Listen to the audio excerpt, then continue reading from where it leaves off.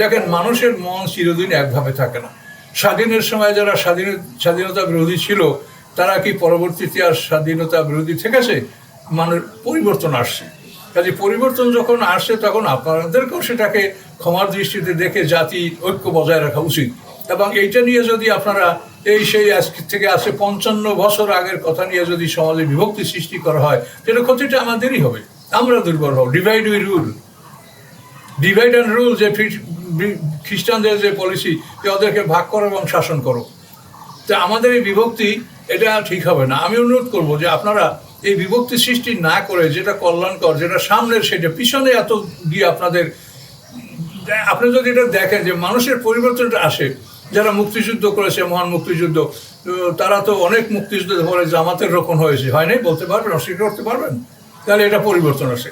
আবার যারা এই জামাত করছে, বা যারা রেজাকার ছিল, যারা মুসলিম লীগ ছিল, তাদের পরিবার থেকে, তারা নিজেরা নয়, তাদের পরিবার থেকে অনেক বড় বড় নেতৃত্ব সৃষ্টি হয়েছে, যারা অন্য দল করছে, আওয়ামী লীগ করছে, জাতীয় পার্টি করছে, বিএনপি করছে। এভাবে কি মানুষের পরিবর্তন হয়নি? আপনারা বলতে পারেন যে জামাতটা ওইভাবেই জামাতি থেকেছে, আর মুক্তিযোদ্ধারা মুক্তিযোদ্ধাই থেকেছে। কাজে সবের মধ্যেই এটা পরিবর্তন ঘটছে। কাজে এই পরিবর্তনটা ঘটবে, কিন্তু এইটাকে আপনারা খোসাইয়া নিজেদের মধ্যে ঐক্য বিনষ্ট করা, এটা কি আপনাদের ঠিক? এতে কি আপনারা লাভবান হবেন? আমি যেটা বলতে চাই না, তা বলতে হচ্ছে যে, মনে করেন কয়েকদিন আগে আপনারা রাস্তায় এই কথা বলেন, এই স্লোগান দেন নেই, তুমি কে আমি কে, রেজাকার রেজাকার। তাহলে আপনারা এই স্লোগান যদি ওই সময় না দিতেন, আর বলতেন যে তুমি রেজাকার, আমি মুক্তিযোদ্ধা, তাহলে আপনারা কোনোদিন এই ফ্যাসিস্টকে দূর করতে আপনারা পারতেন না। এগুলো আপনাদের ভুলে যাওয়া উচিত, এগুলো স্মরণ রাখা উচিত যে আপনারা ক্ষমতায় আসার পরে, একটা সুস্থ পরিবেশে আসার পরে, আপনারা দেশের কল্যাণমূলক কাজ না করে আপনারা আবার বিভক্তির দিকে চলে যাচ্ছেন। এটা আপনাদের জন্য ভয়ঙ্কর ক্ষতিকর হবে। কারণ এদিকে আপনারা যাবেন না। আমরা কোরআনের পক্ষের মানুষ, আমরা কোনো দলের লোক না, কোনো দলের পক্ষে বিপক্ষে কথা আমরা বলবো না। আমরা শুধু আইনের কথাটা বলবো। এখন এই আইন দেখে আপনারা বিবেচনা করেন। যদি কেউ অন্যায় করে, সে অন্যায়ের পাপ তার মাথায় থাকবে, সেটা তো আপনার ঘাড়ে আসবে না। কাজে এটা নিয়ে আপনি অত সমালোচনা, গীবত, শিকায়াত, পরনিন্দা, পরচর্চা, এগুলো তো নিষেধ করছেন আল্লাহ। তার কারণ বিচারের জন্য তো আল্লাহই যথেষ্ট। বিচারের জন্য তো আপনার প্রয়োজন হবে না, আপনার সাক্ষী নেওয়া হবে না। বিচারের জন্য তো তার আমলনামা, তার আমলে লেখা আছে, ফেরেশতা লিখে রেখেছেন। কাজে এই সমস্ত বিষয় আপনারা, আমি মনে করি যে এগুলি করে নিজেদের ঐক্য বিনষ্ট করা, এটা আপনাদের করা ঠিক হবে না।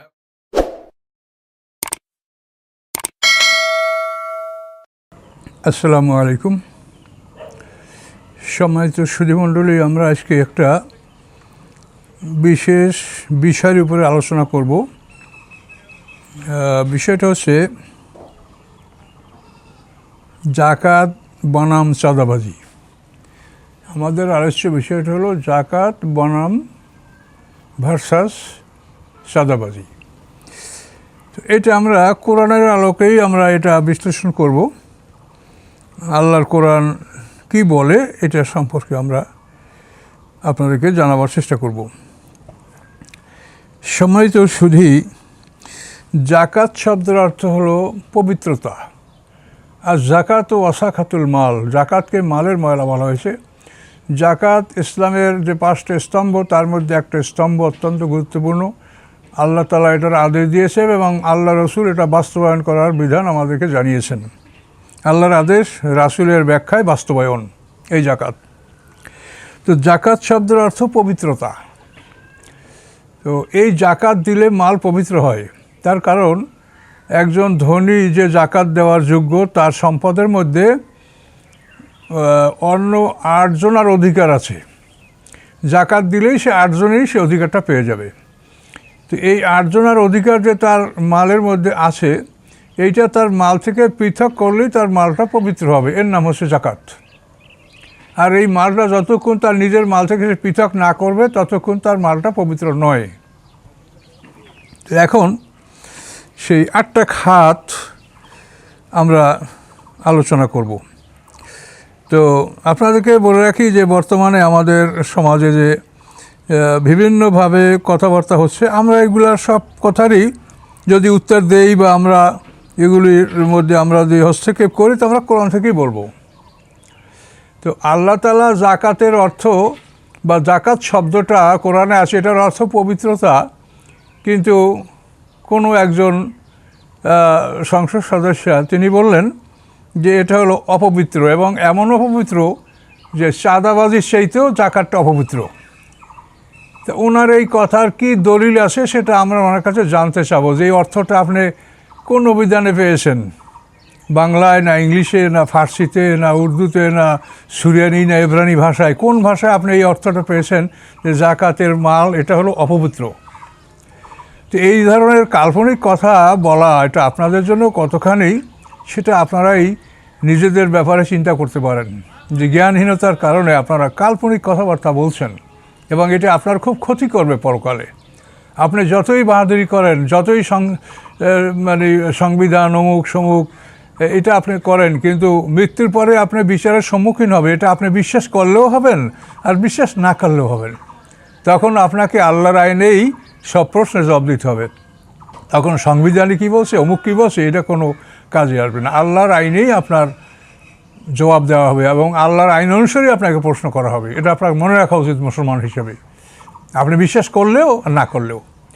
তো এখন আসেন জাকাতের, যে আমি বলছি যে 8টা শ্রেণীর সম্পদ ধনীদের সম্পদের মধ্যে একসঙ্গে মিশ্রিত আছে। সেই 8টা শ্রেণী কারা, জাকাত কারা কারা পাবে? সূরা তওবার একটা আয়াতে 60 নম্বর আয়াতে আল্লাহ তাআলা একটা আয়াতে এই 8 শ্রেণীর কথা উল্লেখ করেছেন। আউযু বিল্লাহি মিনাশ শাইতানির রাজিম, বিসমিল্লাহির রহমানির রহিম। ইন্নামাস সাদাকাতু লিল ফুকারা, নিশ্চয়ই সাদাকাত, দান, সমস্ত দান একসঙ্গে সাদাকাত, জাকাত, ফিতরা, তারপর মান্য, যেগুলো সদকায়ে ওয়াজিবা, এগুলি সব সাদাকাত একসঙ্গে আল্লাহ বলছেন। এই সাদাকাতগুলি কারা পাবে? 1 নম্বর লিল ফুকারা, ফকিররা পাবে। 2 নম্বর আল মাসাকিনা, মিসকিনরা পাবে। 3 নম্বর আমিলিন আলাইহা, যারা জাকাতের উপরে কাজ করে, অর্থাৎ এই যারা land tax collector, revenue collector যারা, এদেরকে বলা হয় আমিলিনা আলাইহা। এই কাজ যারা করবে তারা জাকাত থেকে তারা বেতন ভাতা পাবে। 4 নম্বর মুআল্লাফাতি কুলুবুহুম, অর্থাৎ ইসলামের প্রতি মানুষের মন ঝুঁকানোর জন্য জাকাতের অর্থ দিয়া তাদের মধ্যে একটা বন্ধুত্ব সুলভ অবস্থা সৃষ্টি করার চেষ্টা করা হবে, যেটা আল্লাহ রসুল করেছেন। এবং বর্তমান দুনিয়ায় আমরা দেখছি খ্রিস্টানরা এটা তাদের মিশনারি সিস্টেমের মাধ্যমে মানুষের মন ঝুঁকানো এবং তাদের ধর্মে দীক্ষিত করার চেষ্টা করছে। এবং এই মুআল্লাফাতি কুলুবুহুম, এই অর্থটা আল্লাহ তাআলা যেভাবে বিধান দিয়েছেন তা আমরা রাসূলকে এটা প্রয়োগ করতে দেখেছেন, যে তিনি এটা ধনীদেরকেও দিয়েছেন, গরিবদেরকেও দিয়েছেন। ধনী নেতাদের দিয়েছেন এই উদ্দেশ্যে যে একজন নেতা যদি আকৃষ্ট হয় তো তার উসিলাতে হয়তো তার সম্প্রদায়ের সমস্ত লোক ইসলাম গ্রহণ করতে পারে। মুআল্লাফাতি কুলুবুহুম। 5 নম্বর হল রেকাব, দাসত্ব মোচন, যারা দাসদাসী হয়ে আসে, মনিবের সাথে তাদের চুক্তি হয়েছে, মনিব বলেছে যে তুমি যদি আমাকে এই পরিমাণ টাকা, ধরেন 10,000 20,000 দিরহাম, যাই নির্ধারিত হোক, এইটা তুমি আমাকে দিলে আমি তোমাকে মুক্ত করে দেবো। এটা হলো রেকাব। এখন দাসদাসীর আয়ের উৎস তো নাই, এখন এই দাসদাসীকে তার এই মুক্তিপণের জন্য এই অর্থ আপনি জাকাত ফান্ড থেকে ব্যয় করতে পারেন, আপনি রেকাব। আল গারিমিনা, 6 নম্বর হচ্ছে ঋণগ্রস্ত, যারা আল্লাহর পথে ঋণগ্রস্ত হয়েছে, মানে আল্লাহর পথে জেহাদের জন্য তারা অস্ত্র কিনেছে, ঘোড়া কিনেছে, উট কিনেছে, বল্লম কিনেছে, তারপর লৌহবর্ম কিনেছে, যেটাকে বলা হয় মেইল কোট, এগুলো তারা কিনেছে, এই জন্য তারা ঋণগ্রস্ত হয়েছে। এই গারিমিনা, এই ঋণগ্রস্তদেরকে আল্লাহ তাআলা জাকাত ফান্ড থেকে সাহায্য করতে বলেছেন। আচ্ছা, 7 নম্বর হলো অফি সাবিলিল্লাহ। 7 নম্বর হলো আল্লাহর রাস্তায়। এই আল্লাহর রাস্তায় খাতটা ব্যাপক খাত। আল্লাহর রাস্তায় হলো যত সব চাকুরিজীবী, এরা এই জাকাত ফান্ড থেকে বেতন পাবে, এবং এইটা হচ্ছে আল্লাহর রাস্তায়, অর্থাৎ যারা চাকুরি করে ইসলামী রাষ্ট্রে বা যে কোনো একটা কল্যাণকর রাষ্ট্রে, তারা এই চাকুরিটা করে জনগণের সেবায়, জনগণের কল্যাণের জন্য। কাজে এই জন্য তাদের এই চাকুরি এবং তাদের বেতন, এটাকে আল্লাহ অফি সাবিলিল্লাহর নাম দিয়েছেন, যে আল্লাহর রাস্তায়। অর্থাৎ সমস্ত চাকুরিজীবীরা, আপনারা ইসলামী রাষ্ট্রগুলির প্রতি লক্ষ্য রাখেন যে মুসলমানদের খেলাফত যখন মহাদেশ থেকে মহাদেশব্যাপী বিস্তৃত ছিল, তখন সেখানেও লক্ষ লক্ষ কর্মচারী ছিল, তাদেরকে এই জাকাত ফান্ড থেকেই তাদেরকে বেতন দেওয়া হয়েছে। জাকাত যারা দিয়েছে তারা জাকাত দিয়েছে, এখন এই সম্পদটা জমা আছে, এটা ব্যয়ের ক্ষেত্রে যাদের পিছনে ব্যয় করাবে যেমন কর্মচারী, তারা শ্রম করে এটা থেকে নিচ্ছেন, তারা এমনি এতিম মিসকিনের মতো তারা বিনা শ্রমে এটা গ্রহণ করছেন না। তবে এইভাবে সমস্ত কর্মচারীদেরকে বেতন দেওয়া, এটা হচ্ছে অফিসাবিল্লাহ, আল্লাহর রাস্তা। এবং এই আল্লাহর রাস্তা বলতে উন্নয়নমূলক কাজ, অনেক কাজ, মানে আল্লাহর রাস্তায় জেহাদ, এই আল্লাহর পথে যতগুলি কাজ আছে এগুলি সবই অফিসাবিল্লাহ, এখানে জাকাতের সম্পদ ব্যয় করা যাবে। 8 নম্বর হলো মুসাফির ইবনে সাবিল, পথ চলতে চলতে তার সম্পদ অর্থ ফুরিয়ে গেছে বা তার টাকা ছিনতাই হয়ে গেছে বা চুরি হয়ে গেছে, ডাকাতি হয়ে গেছে, এমন অসহায় মুসাফিরকে জাকাত ফান্ড থেকে সাহায্য করার আল্লাহ বিধান রেখেছেন। এই 8টা শ্রেণীর সম্পদ ধনীদের কাছে আটকা আছে, এইটাকে পৃথক করতে বলা হয়েছে। এই পৃথক করলেই এই মালটা পবিত্র হবে, এর নাম জাকাতের নাম হচ্ছে পবিত্রতা। এখন আপনি কোন বিধানে এই জাকাতটাকে আপনি চাঁদাবাজির টাকার চাইতেও এটাকে নিকৃষ্ট মনে করলেন, এইভাবে কাল্পনিক কথা বলে আপনি নিজেও বিভ্রান্ত হচ্ছেন, নিজেও শাস্তিযোগ্য অপরাধ করছেন আর মানুষকে বিভ্রান্ত করছেন। এটা কি আপনাদের কাজ?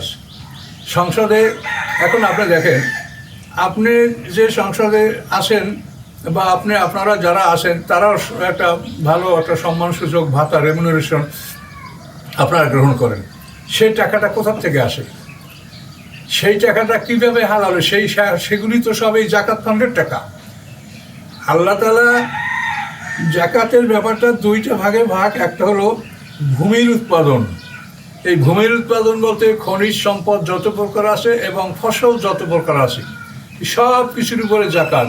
মিম্মা আখরাজনা লাকুম মিনাল আরদ, কোরআন এক কথা বলা হয়েছে যে জমির থেকে আমি যা তোমাদের জন্য বের করছি এটার জাকাত হবে। এই ভূমির জাকাত এটাকে বলা হচ্ছে ওসর, আর ব্যবসার জাকাত এটাকে বলা হয়েছে জাকাত। জাকাত এবং ওসর, এখন এই 2টা জাকাত থেকেই অর্থ সংগ্রহ করে সমস্ত রাষ্ট্র। এখন মুসলমানদের বিধানে বা আল্লাহর কোরআনের বিধানে হলো যে জমিন থেকে যে অর্থটা সংগ্রহ করা হবে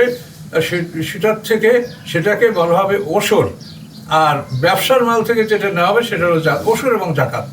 কিন্তু খ্রিস্টানরা তারা এই 2টার নাম পাল্টিয়ে ওই টাকা ওই অর্থ ওখান থেকেই নিচ্ছে, কিন্তু শুধু নামটা পাল্টিয়ে দিচ্ছে। জমির থেকে ভূমির থেকে নেওয়া হচ্ছে ল্যান্ড ট্যাক্স, রেভিনিউ এই বলা হচ্ছে, আর জাকাত ব্যবসার থেকে যেটা হয় সেটাকে বলা হয়েছে ইনকাম ট্যাক্স, ভ্যাট। এই 2 নামে তারা ওই জায়গার থেকে ওই অর্থটাই তারা নিচ্ছে, কিন্তু তারা আল্লাহর বিধানে যে পরিমাণ এবং এই পরিমাণ তারা ঠিক রাখছে না, এবং আল্লাহর বিধানে যাদের উপরে ব্যয় করতে বলা হয়েছে সেগুলোও ঠিক রাখছে না। ব্যয়ের ক্ষেত্রে তারা শুধু 2টা খাত ঠিক রাখছে। একটা হলো তহসিলদার, মানে যারা রেভিনিউ কালেক্টর এরা, আর যারা চাকরি করবে এরা এটা ভোগ করবে। অন্য যাদেরকে আরও 6টা খাত যে বলা হয়েছে এদের কোনো স্থান এর মধ্যে নাই। সেটা হলো তাদের দায়ের উপরে দিলে দিবে, না দিলে না দিবে এই। কিন্তু তাদের জন্য যেটা আল্লাহ যেভাবে একেবারে খাতওয়ারি 8টা গ্রুপের কথা বলছেন, এভাবে ব্যবস্থা এই খ্রিস্টানদের আইনে রাখা হয়নি। এখন সেই আইন অনুযায়ী আপনারা জাকাত থেকে বেতন গ্রহণ করছেন, রেমুনারেশন গ্রহণ করছেন, আপনাদের এই সংসদ চালুতে কোটি কোটি টাকা খরচ হয় তা আপনারা ব্যয় করছেন, সবই করছেন, কিন্তু আপনারা পবিত্র কেন? এটার নাম পাল্টাই দেওয়া হয়েছে, এই জন্য এটা মহাপবিত্র। আর এটার যদি জাকাত নাম রাখা হয় তো এটা মহা অপবিত্র। এ হলো আপনাদের মানে বক্তব্যের ফলাফল। জাকাত নামে এটা ব্যয় করলে তাই এটা মহা অপবিত্র, আর যদি আপনারা ইনকাম ট্যাক্স, রেভিনিউ এই নামে যদি আপনারা এটা ব্যয় করেন, তোলেন এবং ব্যয় করেন, তো এটা হলো মহা অপবিত্র। এই তো কাজে এটা কোন জ্ঞানের পরিচয় সেটা আমি আপনাকে বলবো যে এটা আপনারা রিভিউ করেন এবং আপনারা পুনর্বিবেচনা করেন যে এই কথাগুলো কী বললেন আপনারা। যে ইহুদি খ্রিস্টানদেরকে আল্লাহ তাআলা অ্যাভয়েড করতে বলছেন সূরা ফাতিহার মধ্যে, গায়রিল মাগদুবি আলাইহিম ওয়ালাদ-দাল্লিন, এই মাগদুবি আলাইহিম হলো ইহুদি জাতি, দল্লিন হলো খ্রিস্টান জাতি, এদেরকে এড়ায় চলতে বলছে, এদের পথমতকে গ্রহণ করতে আল্লাহ নিষেধ করেছেন। এখন সেই ইহুদি খ্রিস্টানদের কথা অনুযায়ী আপনি জাকাতকে বলছেন অপবিত্র, আর ইনকাম ট্যাক্স আর ভ্যাট আর রেভিনিউ এটাকে বলছেন আপনি মহাপবিত্র। তাহলে এখন ভেবে দেখেন যে আপনি এটা কি বলেছেন। কারণ এই জন্য সমাজে এই ধরনের যদি বিভ্রান্ত সৃষ্টি করেন, তাহলে এক তো ইসলামকে অবমাননা করা হয়, আর নিজের জন্য কঠিন শাস্তির ব্যবস্থা করা হয়, এছাড়া আর কিছু হয় না। তো এই জন্য আপনারা এই বিষয়গুলি সম্পর্কে সতর্ক হন এবং এগুলো বোঝার চেষ্টা করেন যে হাসরের ময়দানে আমরা আল্লাহর বিধান অনুযায়ী বিচারের সম্মুখীন হব। এবং এই জাকাতে মানে ইসলামী রাষ্ট্রগুলি যেভাবে চলেছে, অন্য রাষ্ট্রগুলি তো সেভাবেই চলে, আয়ের উৎস তো ওখানেই। মানে রাষ্ট্র পরিচালনার জন্য এই জাকাত ওসর এইটাই রাষ্ট্র পরিচালনার জন্য সবচেয়ে বড় আয়ের উৎস। এরপরে ইসলামী রাষ্ট্রের জেহাদের মাধ্যমে যে সম্পদটা আসে, সে সম্পদটা কিন্তু সৈন্যবাহিনীর মধ্যে বন্টন করে দেওয়া হয়। সেটা কিন্তু রাষ্ট্রীয় তহবিলে রাজকোষে জমা হয় না রাষ্ট্র পরিচালনার জন্য। তাহলে জেহাদের থেকে যে আয়টা হয় সেটা যারা যোদ্ধা তাদের মধ্যে বন্টন করা হয়, এবং সেখানে আল্লাহ রসুলের একটা অংশ আছে, পঞ্চমাংশ আল্লাহ রসুল ইন্তেকালের পরে সেটা রাজকোষে জমা হয়। এবং আল্লাহ রসুলের পরিবার এই জাকাতটা গ্রহণ করবে না, এটা তাদের জন্য হারাম ঘোষণা করছে, এটা তাদের সম্মান। রসুলের পরিবার এবং তার বংশধর যদি কেউ থাকে তাহলে তারা এটা গ্রহণ করবে না। তো তাদের জন্য কি ব্যবস্থা ছিল ইসলামী রাষ্ট্রে? তাদের জন্য ব্যবস্থা ছিল যে আল্লাহ রসুলের যে বিশাল সম্পত্তি, খাইবার, তাইমা, ফেদাক, ওয়াদিউল কোরা, এই যে বিশাল সম্পত্তি আল্লাহ রসুলের ছিল, এবং মদিনায় যে ইহুদিদের দুর্গ, ইহুদি বনু কাইনুকা, বনু নদীর, বনু কোরাইজা, এই সমস্ত দুর্গগুলি এবং তাদের খেজুর বাগানগুলির 1/5 আল্লাহ রাসুলের ছিল। কারণ এই সম্পদগুলিকে ইসলামী রাষ্ট্র পৃথক রেখে এই সম্পদের আয় দ্বারা আল্লাহ রসুলের পরিবার পরিজন এবং তার আত্মীয়স্বজন তাদেরকে ভাতা দেওয়া হতো, তাদেরকে কিন্তু জাকাত ফান্ড থেকে দেওয়া হতো না। এই জাকাত ফান্ড থেকে আমরা যারা সরকারি চাকুরিজীবী বা সরকারি ভাতা বা সুবিধা যেটা আমরা ভোগ করছি, এটা সবই আমরা জাকাত ফান্ড থেকে ভোগ করছি, অথচ আমরা এটাকে মনে করছি যে জাকাত মানে অপবিত্র। আর যদি খ্রিস্টানদের কথা বলি, যেটা ভ্যাট, ইনকাম ট্যাক্স, রেভিনিউ, তাহলে এটা হালাল। তাহলে এই চিন্তাধারা কিন্তু আপনাদের মধ্যে থাকা উচিত না। আপনারা জ্ঞান অর্জন করেন, শেখার চেষ্টা করেন, জানার চেষ্টা করেন, তারপর কথা বলেন। এবং মনে রাখেন যে আপনারা জনগণের সম্পদ ব্যয় করে এই সংসদে কথা বলছেন, কিন্তু এইখানে আপনারা একে অপরকে আক্রমণ করবেন, একজনকে হেয় প্রতিপন্ন করার জন্য কি ফোন দিয়ে সেটা চেষ্টা করবেন। এই জন্য জনগণ আপনাদেরকে পাঠায় নেই। আপনারা জনকল্যাণমূলক কাজ করেন এবং কোরআনের দিকে তাকিয়ে দেখেন যে আপনার যে কাজটা লিপ্ত আছে এটা সম্পূর্ণ নিষেধ, এটা হারাম কাজ। কোরআন পাকে আল্লাহ সূরা হুজুরাতে বলছে, ওয়ালা তালমিজু আনফুসাকুম, তোমরা একে অপরকে দোষারোপ করো না। দেখেন সূরা হুজুরাতে 11 নম্বর খুলে দেখেন, ওয়ালা তাজাসসু, তোমরা কারো গোপন বিষয় অনুসন্ধান করো না। ওয়ালা তানাবাজু বিল আলকাব, কোনো মানুষকে খারাপ উপহার দিতে ডেকো না। এগুলি আল্লাহর কোরআন বলেছে, অথচ এগুলি নিয়ে আপনারা চর্চা করছেন জনগণের সম্পদ ব্যয় করে। এজন্য আল্লাহর কাছে আপনাদের জবাবদিহিতা করতে হবে। আপনারা সতর্ক হন, সাবধান হন। মনে রাখেন, যেই যা করেন, যেই যা বলেন, মৃত্যুর পরে আপনি হিসাবের সম্মুখীন হবেন, তাতে কোনো সন্দেহ নেই। আপনি বিশ্বাস করেন আর না করেন তাতে কিছু আসে যায় না, আল্লাহর কথাই সত্য। কাজে এই জন্য আমি বলবো যে আপনারা এই ধরনের কথাবার্তা আপনারা বলার জন্যই তো ওখানে গেছেন, কিন্তু চিন্তা ভাবনা করে কথা বলেন। যে কথায় কোনো উপকার নাই সেই কথা দিয়ে সময় নষ্ট করা আপনাদের কোনো লাভ নাই। যেগুলিতে কল্যাণ হবে, যেখানে কল্যাণ নেই, তো যে কথাগুলিতে মানুষ উপকার সেগুলি বলেন। যেগুলি ঐক্য বিনষ্ট করে, যেগুলি জাতির মধ্যে বিভক্তি সৃষ্টি করে, এ ধরনের কথা আপনাদের না বলাই উচিত। এটা আপনার চিন্তা ভাবনা করে দেখেন। এখন এই জাকাতের টাকা কে কোথায় ব্যয় করে সেটা তো দেখার দায়িত্ব আমাদের না। আমাদের দায়িত্ব হচ্ছে আইনটা বলে দেওয়া। জাকাতের টাকা যেই গ্রহণ করুক, সে যদি সেটা যেটা প্রপার হয়েছে, যেভাবে আল্লাহ ব্যয় করতে হচ্ছে সেভাবে যদি জাকাত টাকাটা ব্যয় হয়, অর্থাৎ অফিসাবিল্লাহ, মানে টাকাটা যদি আল্লাহর পথে, জনকল্যাণের জন্য অথবা আল্লাহর দ্বীনের পথে যদি এই টাকাটা ব্যয় হয়, তো যে ইচ্ছা সেই এটা ব্যয় করতে পারবে। যেহেতু জাকাতের মধ্যে সরকারের নিয়ন্ত্রণ নাই, এটা তো জনগণ নিজেদের উদ্যোগে এটা করছে। কাজে এটা নিয়ে কে কোন পথে টাকা ব্যয় করে সেটা তো দেখার দায়িত্ব আমার না। আমার হলো আইনের কথা বলা, যে আল্লাহর কোরআনে আছে এই জাকাতের টাকাটা আপনারা যেই ব্যয় করেন সে যেন প্রপার স্থানে, প্রপার ওয়েতে, যথাস্থানে আপনি এটাকে যেন ব্যয় করেন। এখন যদি যে কোনো দল হোক, যে কোনো ব্যক্তি হোক এই টাকা গ্রহণ করে, এবং গ্রহণ করে যদি সে আল্লাহ যেভাবে বলেছে সেভাবে আল্লাহর পথে যদি সে ব্যয় করে, তা এটা বৈধ। আর যদি আল্লাহর পথে ব্যয় না করে সেটা অবৈধ। কিন্তু কে কি করে এটা তো মেনশন করে আমার পক্ষে বলা সম্ভব না।